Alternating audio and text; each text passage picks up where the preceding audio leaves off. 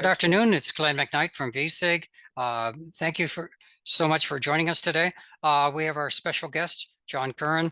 He's the founder of ARIN and CEO of ARIN since 2009. Since its Yep. inception, 15 years of leadership, John will explain the essential role of ARIN, its functions within the North American space and beyond. So welcome, John. I'll turn it over to you. Thank you, Glenn. I'm happy to be here. Happy to speak on the Virtual School of Internet Governance as part of your Actors module and help introduce ARIN and the Internet Number Registry System to your participants. So first, you shouldn't be listening to me if I'm not qualified to speak. So I'm going to spend a brief moment just sort of saying who I am so you can understand why it is I actually do get to say I know what's going on here. So I am the president and CEO of the American Registry for Internet Numbers, what's called ARIN. That's providing that for identification purposes. This is my presentation and my talk.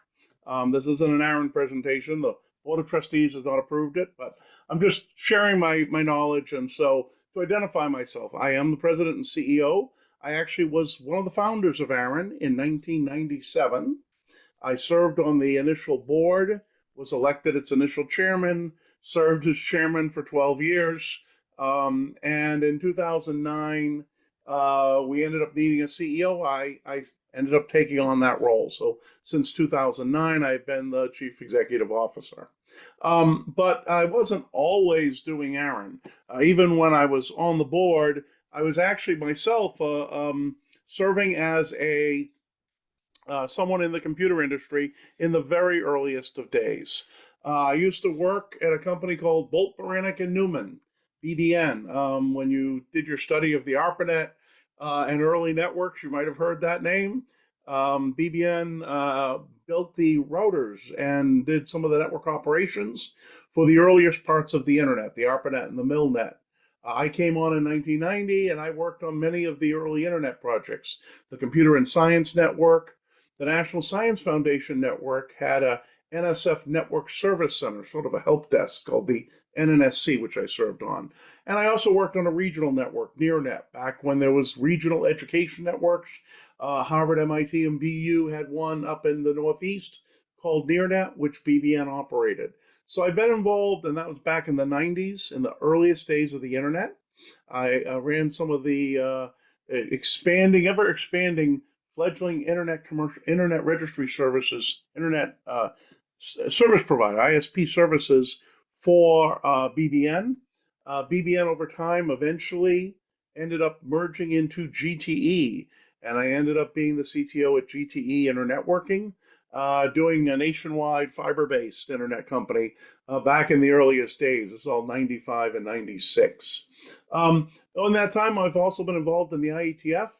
I've been an area director on operations area of the IETF. I was one of the members of the IP Next Generation Directorate, the IPNG Directorate, which you know is IP version 6.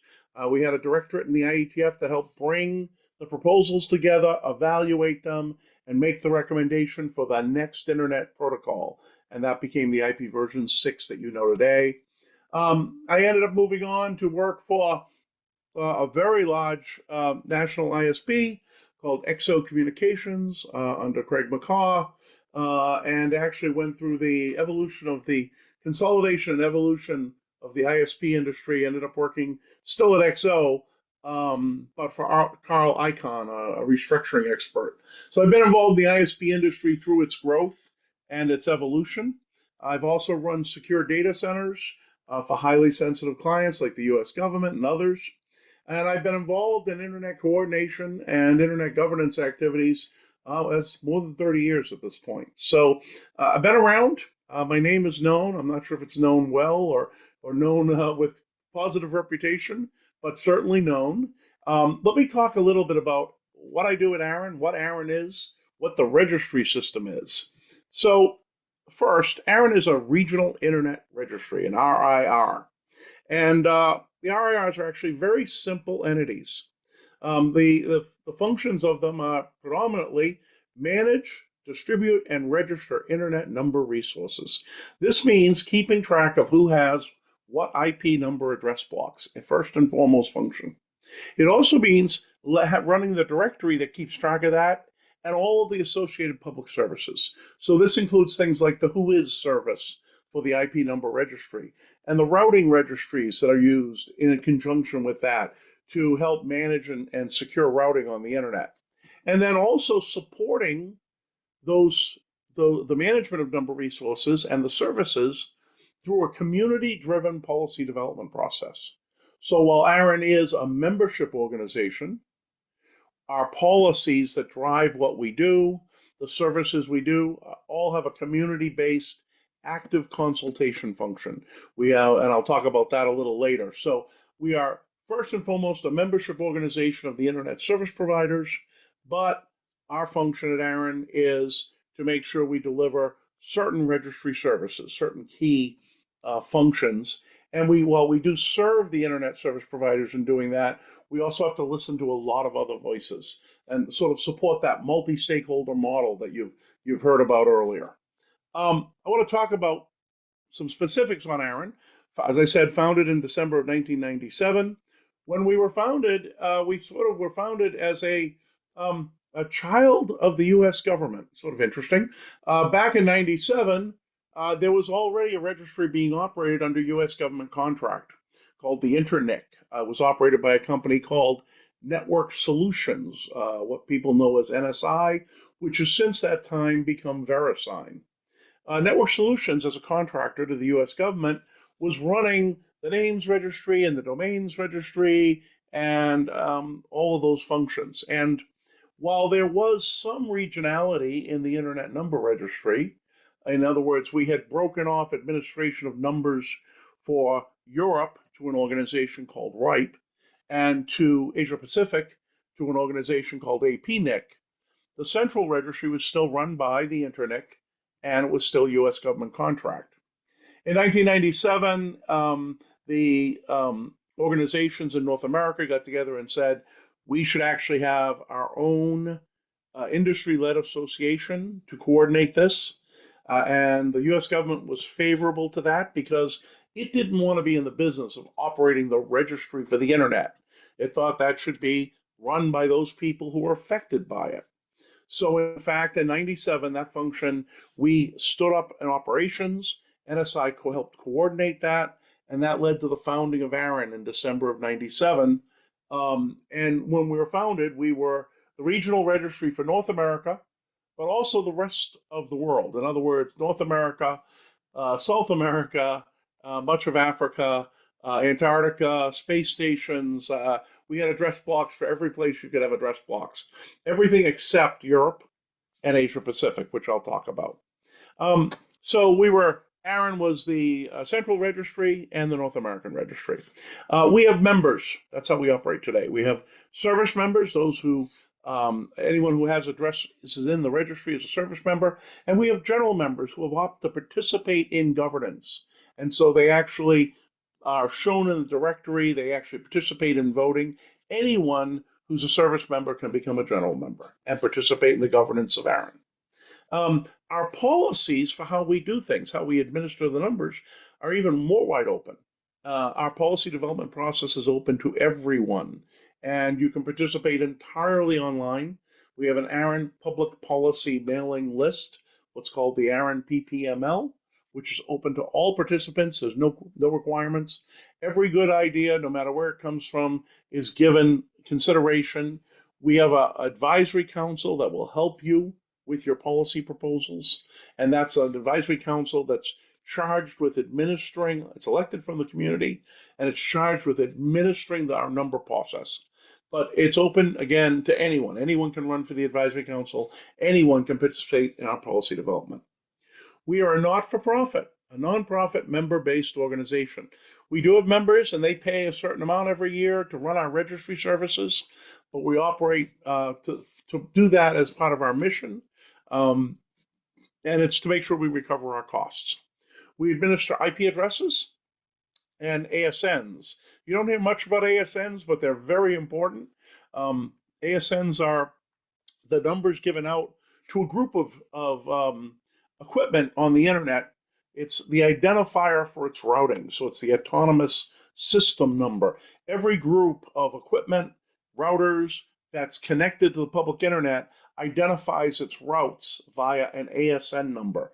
And that may be an ISP who has hundreds of IP address blocks, but they have one or two or three, a handful of ASNs that say how that group of networks is reached by the global internet. So we administer the IP address blocks and the ASNs. Our region is Canada, US, and about half of the Caribbean, the English portion of the Caribbean.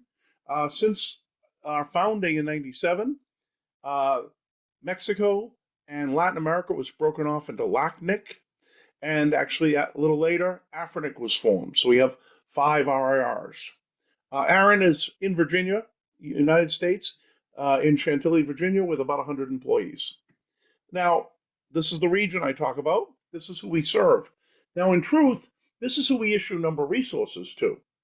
This is not who we serve because our services, like the directory service, is accessed by people all over the world.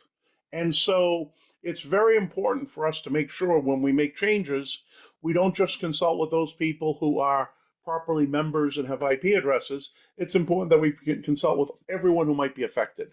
We hold open consultation processes on when we change our services, whatever that's going to be. So we have all participants, not just the ones who happen to pay us and happen to have numbers in the registry. Now, as I said, we're part of an ecosystem of 5 RIRs, and that's the RIR system, also called the Internet Number Registry System. And so the 5 RIRs consist of ARIN, established in 97, RIPE, the RIPE NCC Network Coordination Center, established in 92, APNIC, established in 93. As I said, LACNIC was established after ARIN in 2002, and AFRINIC in 2005. We are 5 not-for-profit member-based organizations that each run registry services in our region, but collectively we run one internet registry system. What do I mean by that? Well, you can't have a number appear in 2 of the RIRs. The address block is either administered by ARIN or administered by RIPE, not both. And so we have a lot of coordination. Services have to be coordinated, our registries have to be coordinated to maintain uniqueness. We often make sure that when we do things, when we roll out new services, we check with the other RIRs on how they're doing it so that organizations don't have to deal with multiple formats and multiple ways of doing things. All this coordination also is how we coordinate with outside bodies. So the RIRs collectively work with ICANN, for example, the Corporation for Assigned Names and Numbers. And in ICANN, the coordination we do, we have a loose function we call the Number Resource Organization, the NRO. And all the NRO is the 5 RIRs working together. When we have to put a filing in somewhere, we often do it collectively as one internet number registry system on behalf of the 5 RIRs submitted by the NRO, the Number Resource Organization. So you'll hear Internet Number Registry System, you'll hear each of the RIRs mentioned, but you'll also hear this term NRO, Number Resource Organization. It's just the 5 RIRs acting in union. Now, we're a fairly low level function when it comes to internet governance. What I mean by that is we have an operational role and we have a coordination role of keeping the internet running, making sure the registry is unique, making sure it's globally available. And that's predominantly what we stick to. Each of the RIR's missions is focused on serving its region, but predominantly in a technical coordination role. Why do I bring this up? Well, different parts of the internet governance ecosystem work at different layers. When you talk about actors, you'll find out that we have actors operating at very high levels and actors operating at very, very deep in the technical infrastructure. In fact, the RIRs and ICANN and the IETF together, the IETF that does the internet protocols, which we work closely with because the registries are actually extensions of those protocols. They're the tables specified in the IETF RFC series. The IETF, the registries we operate, of the general purpose numbers, ICANN, and the DNS coordination it does, all of us collectively are often referred to as the technical segment of internet coordination. And so you'll hear the technical community, for example. And it's actually not a bad label. It's a very distinct. We actually have, on occasion, had to go out publicly and remind people that the technical segment, the technical coordination of the internet is done by a small number of actors, and we have to succeed. We have to be successful in coordinating the DNS or coordinating the IP registry, or the internet fails. And so you will hear us talk about the technical constituency and the technical segment of keeping things running, distinct sometimes from the larger scope of internet governance. Let me bring up a little diagram. If I talk about internet coordination, that happens at a lot of organizations that are deep in the internet infrastructure, coordinating things with domain names, IP addresses, parameters, doing operational coordinations, things like exchange points, making sure those work, making sure that security response works, the security information response teams, for example. So we're part of the addressing ecosystem. What you see in the IP ecosystem, if you look at that chart on the bottom, you'll see addressing, the NRO working with ICANN, the RIRs underneath. There's other groups that also have a role in addressing, ISPs obviously. There's an IPv6 task force that helps try to coordinate some of that. In other areas like naming, you see the root servers and the GTLD registries and registrars, CTLD. There's a whole group in naming. When it comes to standards, you have a group like W3C and the IETF. All of this is the technical ecosystem. Operations, you have groups like operator forms, RIPE, NANOG, APOPs. You have the ISPs themselves, all have technical roles. Um, Security, I've already talked about. Security response, a big technical role. Even governments have a little bit of role when it comes to the ecosystem if they're talking about how we run the IP registries or how we run DNS, looking down at the infrastructure.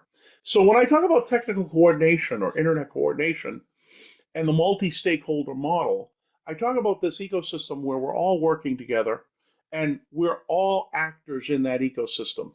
And coordination means doing what's necessary to keep the internet coordinated and running. It's the do the bare minimum. We work on protocols so that they have interoperability.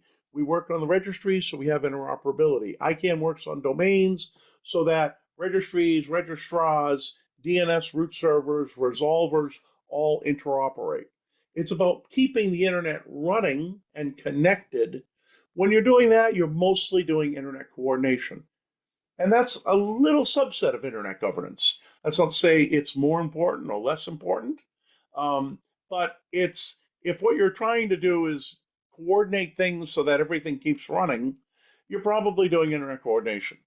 And but the world of the internet is much bigger now. The internet now, what used to be when I was looking in the early days of the internet, when ARIN was first formed, if you look at 97 or 2000, we knew the internet was important, but it wasn't part of everyday life. And so when we start talking about the internet now, not how do we keep it running, but how does the internet affect society? Well, we transition. No longer are we talking about is the internet running or not. Presume it's running, because we do a very good job keeping the internet running. But let's move and talk about it's running. Now, how is it affecting my society? How is it affecting my my citizens? How is it affecting my businesses? How is government affected? You move into the discussion of not how do I keep the internet coordinated and running, but how is the internet being used and what's that impact to society? And that's a lot of what internet governance is today. It's not how do we keep the internet running, because we'll figure out how to do that. We've been doing it for decades and we'll keep it running. But when you start talking about, well, what about the users using it? How should they use it? What's the impact on their life? How does this affect my businesses? Generally, you're in spaces like higher up in law enforcement and cybersecurity. How do I deal with crime on the internet? How do I deal with free speech and misinformation? How do I deal with liability and slander? How do I deal with the matters of the internet being used in ways that users and governments just aren't prepared for because we never had this model before? And so often when people talk about internet governance, I have to look at them and say, are you talking about what do we have to do to keep it running? Or are you talking about what do we have to do to keep it, how it's being used and how it's spreading throughout society in a way that meets your requirements? Now, we've had a lot of discussion about the impact of internet on everyone's lives. That's not a new topic. In fact, I see it come up now and then. Um, when we talked about internet governance, one of the first things that people tend to reference is some of the base documents, and this actually was in your study. When we look at the last module, when we look at the history of this, one of the things that features prominently is the Tunis Agenda, the World Summit on Information Society, where we ended up with a working definition of internet governance. And it's the development and application by governments, the private sector, civil society, in their respective roles of shared principle, norms, rules making, and programs that shape the evolution and use of the internet.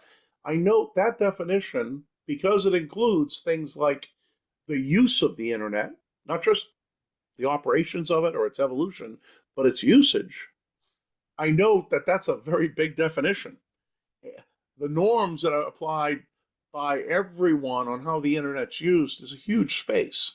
Similarly, it has a phrase in their respective roles. And I need to point out that when we talk about internet coordination, everyone's respective role is doing what they're good at in order to keep the internet running.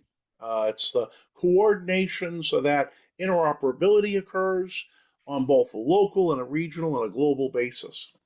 When you talk about the role of government, sometimes the role of government is different. Governments act in different roles than every other actor in society. Governments, for example, there may be governments whose role is to prevent communication between particular actors or decide under what conditions that should occur. That's a role unique to government. It's a power we leave to governments. And so when we talk about internet governance, because of its broad scope with use of the internet and its broad scope with everyone in their respective roles, not just everyone trying to keep things running, but everyone in their respective roles of what their purpose is. Well, the combination of that with governments and the usage of the internet mean internet governance is a much bigger space than internet coordination. And it's worth keeping that in mind when you think about the actors, because the actors in this ecosystem, internet coordination, are predominantly functioning on internet operations and technical coordination. And the actors, when you come to internet governance, are thinking about how is this going to impact society? A much bigger question, one that's becoming more and more in the forefront every day, as internet is now the interoperability of the internet is taken for granted, but the usage of the internet now, well, I can't go online without finding another article every morning about how people are using the internet and how it's impacting society. The usage of the internet is much of what's driving the internet governance discussion today, not the interoperability problems and the internet coordination issues we dealt with in prior decades. Um, so this is my short introduction to the topic, and maybe not as short as it could be. And what I was going to do is I was actually going to take an opportunity to ask you some questions. I see there's some in the chat to elaborate further on what you want to hear about. Let me go look at that. So, Great. Great. Glenn, how do you? Yeah, let me handle the ones or read out the ones that are in the chat for people who are not on chat. And because this is recording, you don't see the chat in the recording. But let me start off with thank you so much, John, for that great overview. And I think you're right. We've got to the next level of maturity on the internet, and it's a different.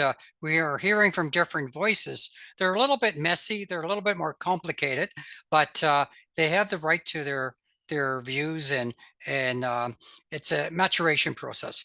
I'd like to start off with something I posted in the chat just to let people know that an ARIN meeting is coming up. And I also posted, and James responded to it, and he asked a question. He wanted to know more about the ARIN candidate forum. So Sure. perhaps you can address that. And maybe James, you after John has answered that, maybe you can elaborate on that. Let me speak, and we'll take questions on that.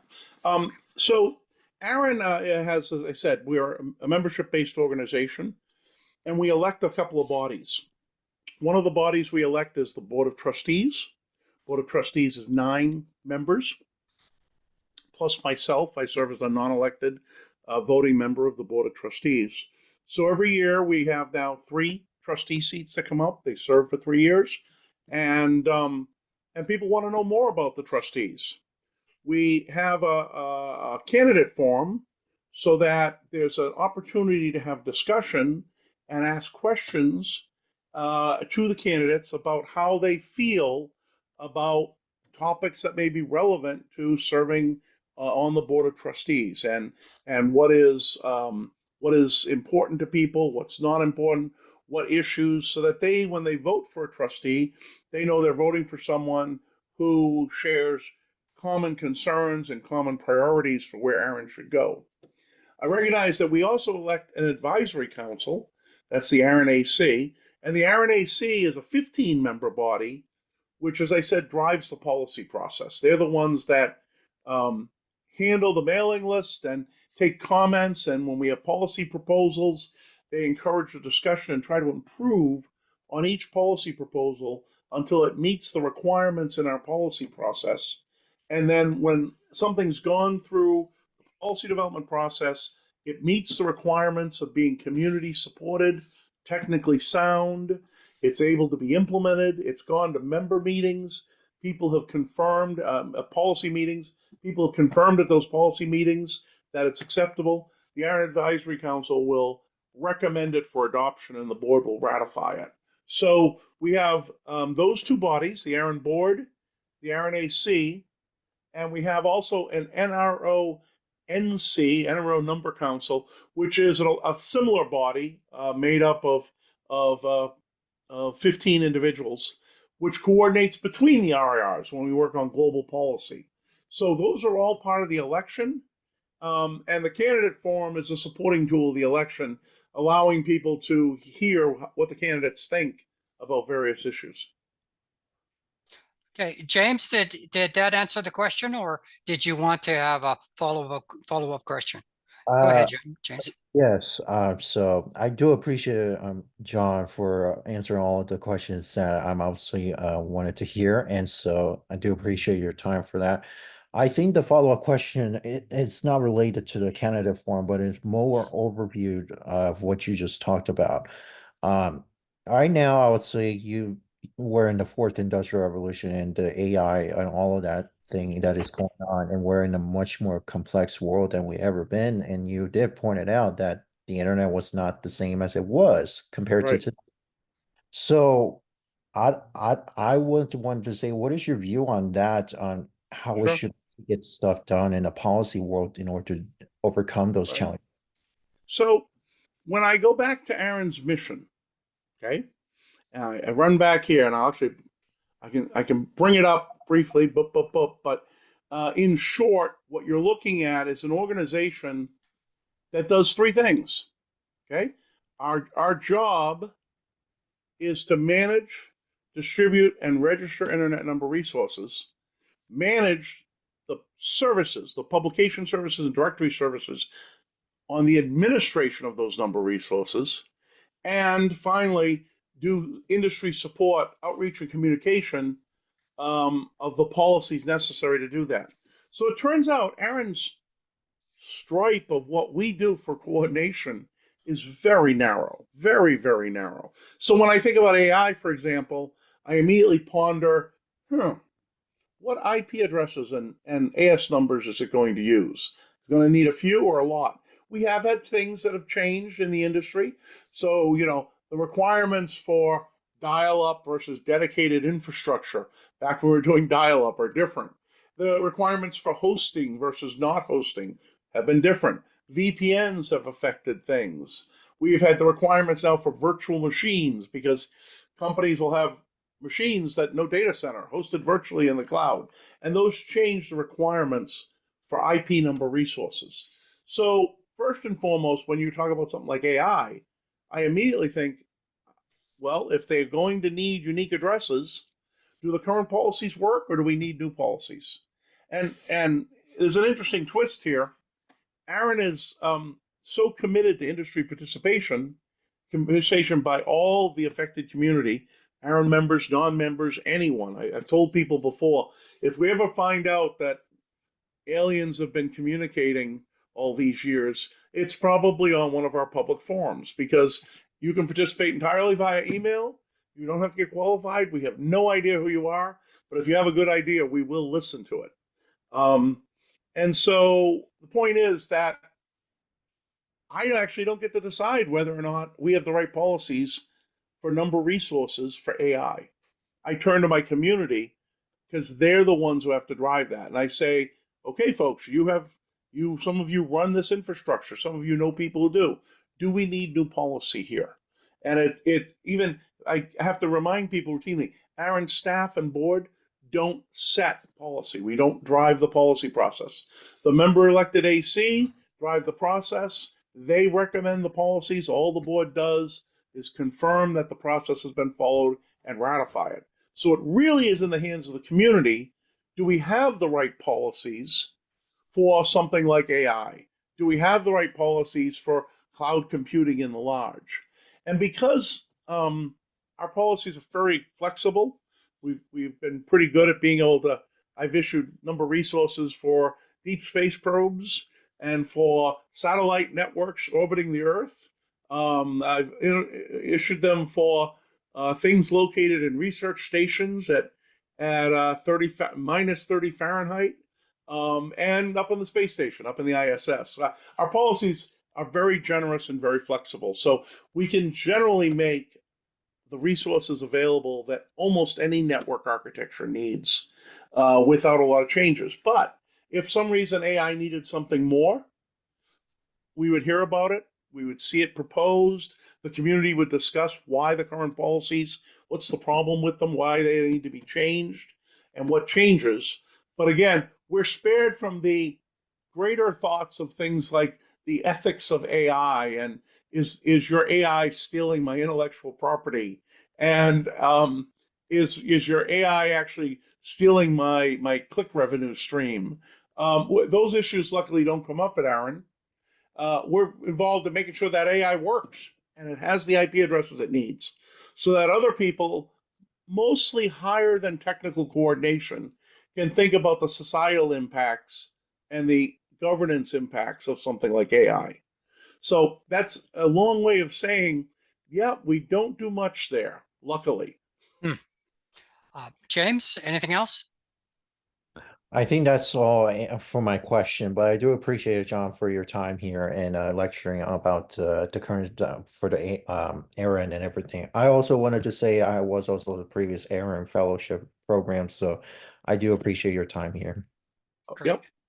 Okay, so I posted it into the to the chat. There's an ARIN meeting coming up, 24th and 25th. We selected the fellows for that. I've been on the ARIN Fellowship Committee. Excellent candidates, folks. I encourage it strongly to attend ARIN meeting. If you can't do it physically, do it remotely. It's a very open process. That takes me to the question, John. There's a question from Gabriel, but I'll ask my question first. You have a wonderful shepherding process for the policy creation process, and especially for somebody who is new at the whole process. Can you elaborate a little bit why it's such a successful model? Sure. So, and I'm going to talk a little bit about the differences in style among different actors in the internet governance space. We all adhere to a multi-stakeholder model, which is open, transparent, and participatory. But we do it in very different ways. So, for example, our friends at ICANN have a structured process whereby, based on your particular interest, knowledge, the part of the segment of the community that you're in, you end up in a constituency. And you work with others in your constituency to give voice to the concerns you have to help shape ICANN DNS policy. And it's very structured. And it's think about the global nature of DNS and the fact that the changes in one registry have to work with any resolver anywhere in the world. It's understandable why the process is what it is. Go to the complete opposite side. The IETF is also a multi-stakeholder process, open and participatory, and it is completely participated in as individuals. Every individual IETF contributor is on a mailing list and he says his views. He's not representing a company per se. They have to have protections to make sure things like then there is a company interest or conflict or a patent, that's intellectual property is something that's disclosed. But it's wide open participatory. It's not better or worse than ICANN's process. It's different. And everyone participates in the IETF, and there's not, while there are some on ramps at the IETF, you truly are standing alone defending your proposals, your protocols, and your policies. You are not standing with a group of similar shouldered people unless you've gathered them. Okay, so the RIRs are in between. What do I mean by that? Well, we realized that we wanted to have a situation where if someone showed up and said, I represent community wireless networks, or I represent rural networks that are using unlicensed spectrum, or I represent people who are just serving VPNs for the underprivileged, whatever their need is, if they had a need for IP addresses, we wanted them to be able to speak their need and at the same time be able to get support for that.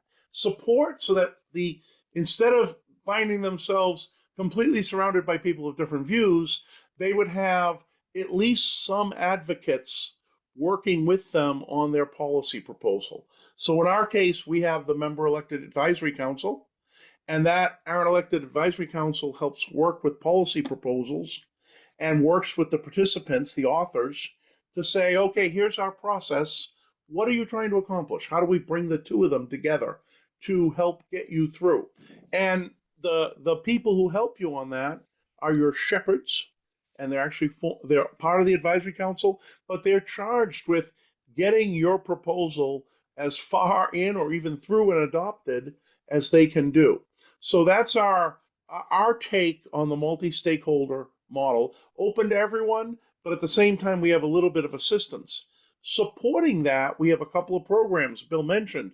For example, the fellowship program. We want to be able to bring people in, and if maybe you don't know if you have a problem, maybe you need to become familiar with ARIN and its policies before you're willing to start working. The fellowship program is where we help support people get involved, either remotely or we actually provide a fellowship stipend so they can actually travel and attend the meetings. And we select different people every year. That's helped to make sure that anyone who wants to participate in ARIN, who may not have a corporate sponsor or may not have a government sponsor, can find a sponsor in ARIN at least to get them started enough so they feel comfortable with the community, and then they can participate remotely and be just as effective doing their policies. So we think we have a gentle on-ramp. I'm more than interested in ideas to improve it if anyone has suggestions. Great. Okay, thank you. James looks like he dropped off, so there's no follow-up on that issue. I did have a question. I'm not sure exactly what it means. It's from Gabriel. He asked issue. Let me go back into the chat. how are you able to coordinate the issue of ethics? I'm not exactly sure what he means by that. Right. Oh, Uh, I can imagine what he might be asking, and I will answer the question I think I heard. There's a real challenge here when you have an open participatory process where you don't want to have to credential the participants. You want to take everyone that they're acting in good faith. So, Glenn, if you come with a proposal, I believe you're bringing it in good faith. But what if you're not? What if you're bringing it on behalf of someone else and you're not going to disclose that? What if you're participating entirely to prevent your commercial opponent from getting a policy they want through? And so when you have openness, it implies that all good ideas are considered. And so that's easy if you're working in just technical measures. If you're working in just technical measures, I can say 1 + 2 is 3, and that's a technical fact. Okay. We're in the scientific method here. We have a problem, we define it, we work on the solutions, and we find the one that does the best fit, satisfies the most people. When you move up beyond the technical, not always are the decisions that you have to make clear cut about what is a better solution, what is a worse solution. They become entangled in business. They become entangled in equity. They become entangled in social value. And suddenly it's not just the idea, but in some cases, it's who's bringing that idea forward. And it becomes an ethical challenge because in an open and transparent process, I don't want to know your, I don't need to know your credentials. Why should I? If it's a good idea, it's a good idea. But when you start moving up beyond the purely technical matters, there's ethical challenges of letting people propose and not knowing what their basis is, what's driving them, who's paying for them. And so we find ourselves in a very difficult situation sometimes. We have an open participatory process. We ask everyone to produce their ideas. One of the reasons our elected advisory council actually handles the editor's pen on our proposals is because once you've submitted them, it's no longer you controlling it. They're looking at the problem you said you wanted to solve and the proposed solution, and they're going to take it to the end to solve that problem. Whether it ends up using the particular proposal of your company, whether it benefits another company more or less, you can't drive our policy process to your own end because at the end, the advisory council, 15 elected members, are really going to drive down on does the proposed policy solve the problem it's supposed to solve? Can it be improved to solve more people or issues? Can we make it a bigger, more supportive policy? That's how we deal with it. But when you don't have something like that, you have to always wonder if the person advancing a policy change is doing it because he's doing it for what he believes is the good of the internet, technically sound reasons, or doing it because he has some other issue. You don't necessarily know the portfolio or the drivers. And it's an issue that each organization in the technical coordination space, ICANN, IETF, each of the RIRs, have to deal with in doing our technical coordination role. Great. Well, that's quite clear. Gabriel, is that, um, you can open up your mic. Did you want to follow up question on that?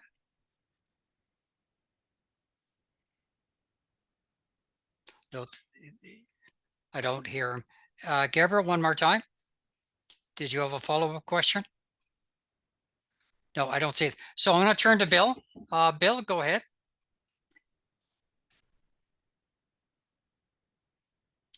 I'm sorry, I didn't realize I had a question. I'm sure you do, Bill. I'm sure you do. I did have one thing that I saw when you went by. You were there was a slide talking about who does various things, and I didn't see one of the blocks. I think the one at the top was security, Yep. and I didn't see anything. Yeah, there it is. typed a little small, but I don't see anything about ICANN. That Sure, SSAC is an ICANN sure. group. And I actually, this image source is actually ICANN, ironically. Yes, Um, I see that. We make and mistakes. We know we make so, mistakes. And so what we're talking about predominantly is dedicated bodies. So in that case, we're looking at certs and first reaction teams focused on anti-abuse and security matters. All of us, RIPE actually has a security working group. They just rechartered this week. ICANN has obviously the SAC, which is inherently about security and stability. The IETF has had a security area for many years. So none of us exclusively deal in one space or the other. But when I talk about the bodies in the IP ecosystem dealing with security wrought large, I'm talking about the ones for whom they're worried about breaches of the ecosystem occurring, and generally talking about bad actors and the response to them. It's a fairly specialized field. All of us worry about security. If you look at the addressing space, much of our services now are focused on routing security and RPKI because it's not enough to have addresses. You want to have addresses that you can use that other people can't announce to the internet. IETF, as I said, a lot of security standards. So we all worry about security of the ecosystem, but the security organizations on the slide are the ones that worry about not as much the infrastructure, but the response to bad actors. Okay, thank you. Okay. That looks like it's almost at the top of the hour. So Yep. I'd like to turn to you, John. Is there any other final comments you would like to say? Well, I guess I want to point out, and it's something to think about for people studying internet governance, that we're seeing a little bit of a sea change in internet governance. And what I mean by that is that um, it's very important we keep the internet running and we keep it fully connected. And in the past, there's been, we've always heard the stories of governments wanting their own country's internet to work differently. I want to have an internet that has a bad bit, or I want to have an internet that only has the content I want on it. And we do have to worry about things like that. But not everything that governments do is about control. Some of it really is about serving the public. So, for example, um, governments are involved in public safety standards so that the fuse panel in your house is not dictated by government, but the government dictates that it follows a standard made by electrical engineers so it won't catch on fire. And it's not the government's job to decide the protocol. It's the government's job to listen to industry when industry says this is a best practice. And government says, well, that's a best practice from a technical standard that will be a circuit breaker box that won't catch on fire. From a public policy desire, I have a desire with buildings not catching on fire.